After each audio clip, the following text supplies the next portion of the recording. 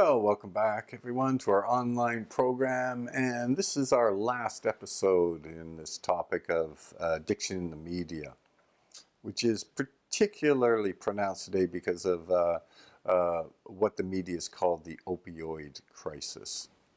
And one of the things with all of these articles coming out and all these interviews and all these reports is that we seem to be engaging in a lot of unproductive debates. And one of them, for example, is this idea, well, should treatment be abstinence or harm reduction?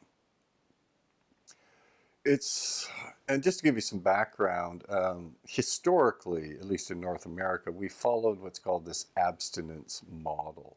So the idea would be like someone with an addiction, in order to recover, has to be free from all mood-altering substances. And so what that meant in real life, for example, was that a lot of people with certain conditions, even depression or anxiety, it was not recommended that they take medications because, of course, then it would be a mood-altering medication they were taking, and therefore they would be in active addiction.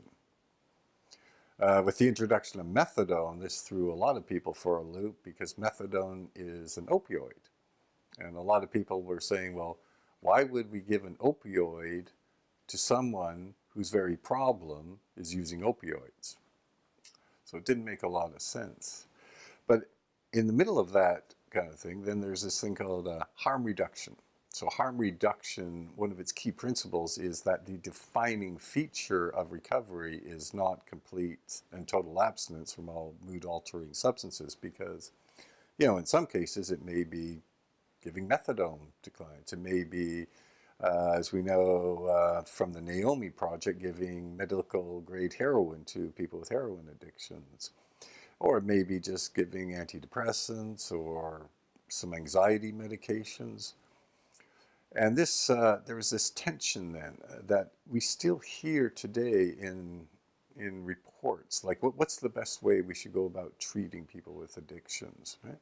But it's curious, I mean, because you think about it, I'm not even sure we can even talk about abstinence from mood-altering drugs anymore. It's the term abstinence has become so muddied that it's really difficult to make sense of it. So, for example, if someone comes to our center and the psychiatrist discovers, well, they've got a drug addiction, but in addition to that, they have major depressive disorder, and he prescribes an antidepressant. So there's this big debate going on. Is this person in recovery or not? Because he's taking a mood-altering substance, right?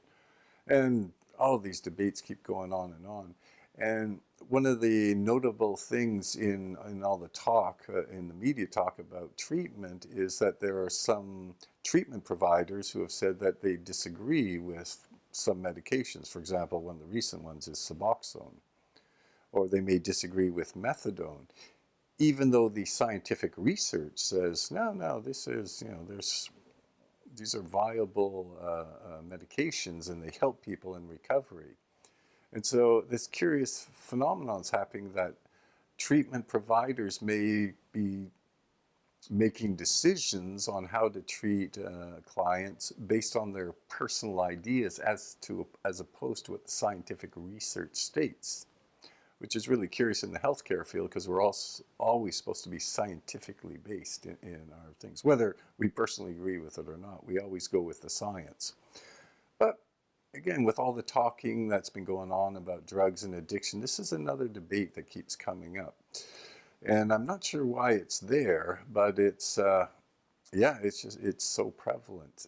So I think it's one more example of the struggles the media is having with this idea of addiction, because the same things that we've been talking about in this program, if you're old enough, you remember this all happened during the crystal meth crisis back a decade ago.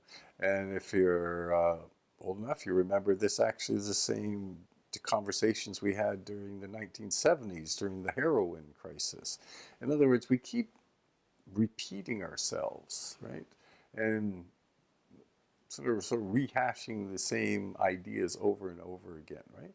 So it's a bit disconcerting that the media hasn't kept up with all the research and all the various ideas going around, and has seemed to prefer to stick to these same conversations that we've been having for decades. Anyway, stuff to think about, as I say. So that's it for this topic, and we'll be back next time with a new topic.